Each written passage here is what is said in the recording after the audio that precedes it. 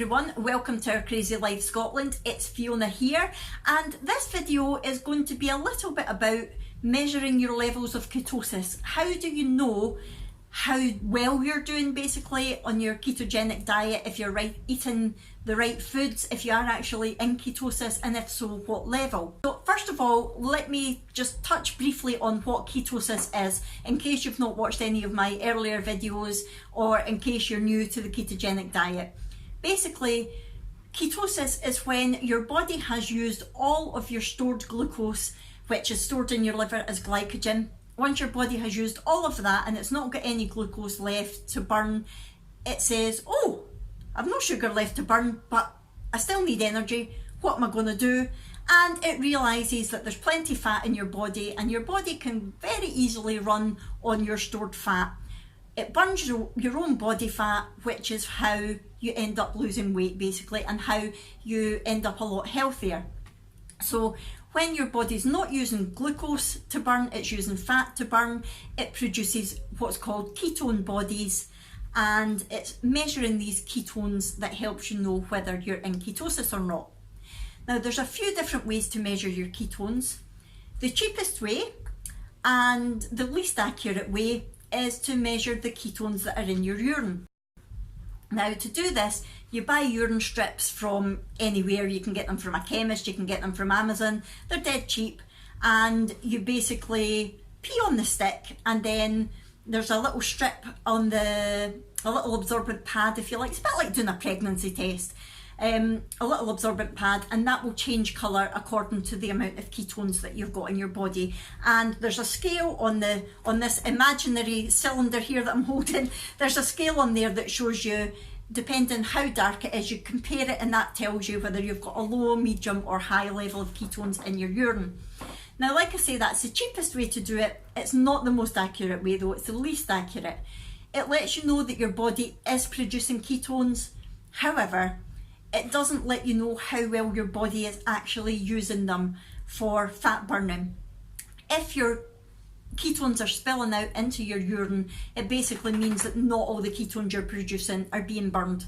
So usually it's most accurate at the start of your journey. Once you get properly into the ketogenic diet and properly fat adapted, you can actually see your ketone levels in your urine going down, which can be disheartening, but it's not. It's basically because your body's become more used to burning the ketones that there's not any left to come out in your urine.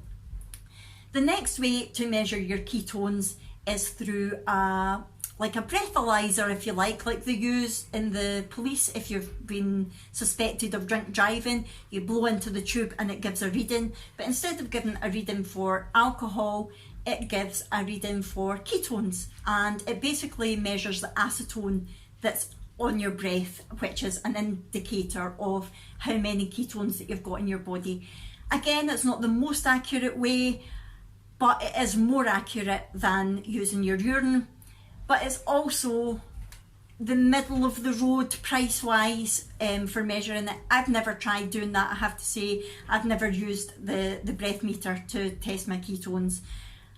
I'm not sure about it. A lot of people swear by it, but I'm personally not that sure about it. I did use ketones, I used ketone strips, at the start for my urine, until I decided that I wanted to measure more accurately.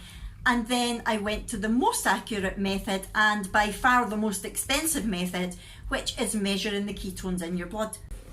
Sorry about that, me Molly wanted to join in. Say hello to everybody, Molly. Say hello. Hello. Yes, testing your blood for ketones. So what I did was I got a dual meter, which basically measures your glucose in your blood, and it measures the ketones in your blood. Now, it's separate strips that you use. I'm sure everybody's probably seen at some point in their life people testing for their blood glucose, like diabetics do it. Quite often if you're in hospital, they'll do it just as part of a general check. And you use, it's like a sort of pen type thing that you put a little lancet in the end of, and you squeeze it and it pricks your finger to get a small amount of blood. You then let the blood drip onto a strip. Now, I got glucose strips and I got ketone strips. The glucose strips aren't too expensive, so you basically measures your glucose, it tells you how much glucose you've got in your blood. This is quite important. A lot of people focus on ketones when they're on the keto diet. However, if your blood glucose levels are really, really high, your body is going to keep using the glucose and not get round to using ketones to burn. So even if you are in ketosis, as in your ketone levels are above 0.5, which we'll talk about in a second, you're not going to be burning fat effectively if your glucose is too high. So you can measure your glucose with your blood, and you can also measure your ketones with your blood. Now, the reason it's so expensive is the actual meter itself was maybe about £30, something like that. It wasn't too bad. But the ketone strips are extortionate. You only get 10 for about £15, I think, which is about £1.50 a strip. It's maybe more than that. I can't remember. But the fact that you only get 10, if you want to measure yourself every single day, you're having to spend about £60 a month on strips, which isn't good. So I don't measure it every day. I like to measure it maybe once a week, if that. So what you basically do is exactly the same. I try to prick myself only once. So I prick myself and I get the blood on the strip for the glucose. As soon as that's ready, I swap over to the, I'm still holding my finger like this, but there's not really any blood there. I swap over to the ketone strip and get some blood just to save me having to prick myself twice. And then I will get my ketone number. Now, anything above 0.5 ketones is in your blood sample is considered to be in ketosis. The higher that number, the better, because the more ketones that are in your system, the more you're going to be burning fat. But measuring ketones on its own, like I've just touched on, isn't always enough to know the level of ketosis that you're in. Now, people use a ketogenic diet for different things. It might just be for weight loss. One of the most popular things is for weight loss. But people also use it to optimize their health. They use it to combat insulin resistance, which can be a big problem, especially in today's society with all the sugary foods that we eat. Insulin resistance is basically where your body produces too much insulin because your cells don't hear it knocking to say there's glucose here, let it in, and so your body keeps pumping out more and more insulin. When that happens to a very extreme degree, you end up with type 2 diabetes, and nobody wants that. Nobody wants that. It's not nice at all. I had it when I was at my most ill, and I have managed to reverse it now, thankfully, but it's not nice. It can lead to all sorts of complications. And the other thing that it's used for health-wise is it's used for people with neurological problems such as epilepsy, and it's also hopefully useful for repairing nerves, which is what I'm trying to do. Because I have the neuropathy as a result of malnutrition when I was ill and can't use my legs properly and get a severe amount of chronic pain in my feet, that's what I'm really using the ketogenic diet for. I'm trying to use the ketones to help repair my body, my nerves. And in most severe cases, it has been used to help fight cancer or even avoid cancer, because I'm not going to go into the science too much, but basically cancer cells need sugar to be able to thrive. And if you're not giving your body sugar, if there's no sugar in the body for the cancer cells to use, then the theory is they can die off, which is a good thing. So that's the main sort of reasons that people use the ketogenic diet. But to know what level of ketosis you're in, you need to measure your blood glucose as well as your blood ketones and combine those together in a certain way to get what's called the GKI, which is your Glucose Ketone Index. Sounds very complicated, it's not. You basically, if you're here in the UK, your blood glucose is measured in millimoles. So all you do is you divide your blood glucose level by your ketone level, and the number that you get is your GKI. Okay, if you're in the US, your your blood glucose levels are in different units, so you need to divide that number by 18 before you then divide it by your ketones. So you either, if it's in millimoles, you divide your blood glucose by your ketones. If it's not, you divide your blood glucose level by 18, that gets it into millimoles, and then you divide that by your ketones. Easy peasy. And you then use this GKI, the Glucose Ketone Index number, to let you know how deep in ketosis you are, okay? I'm now going to insert some information about what each number means on the GKI, and I will just do a quick voiceover for each one to see if you're reading it all, just to explain what each number does. I'll pop that in now. If your GKI is above 9, you're not properly in ketosis. If it's between 6 and 9, you're in a low level of ketosis, which is good for weight loss or optimal health. If it's between 3 and 6, you're in a moderate level of ketosis, which is good for reversing insulin resistance, type 2 diabetes or obesity. And if it's less than 3, you're in a high level of ketosis, which is excellent for epilepsy or for cancer.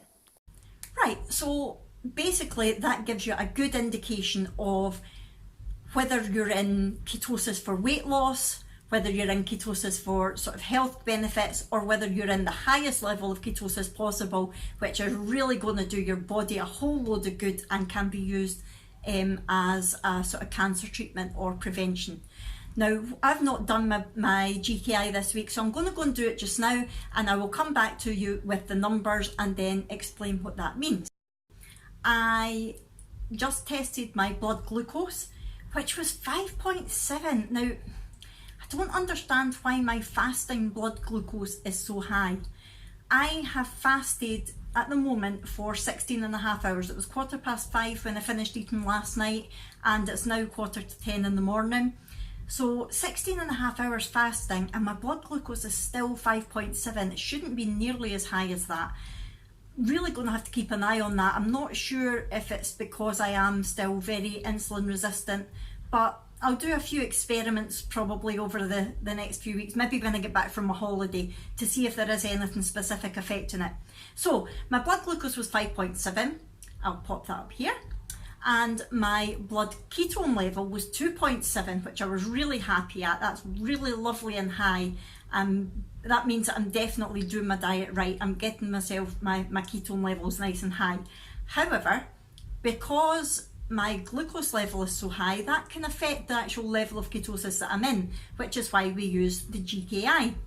So looking at that, I have divided 5.7 by 2.7 and came up with 2.11.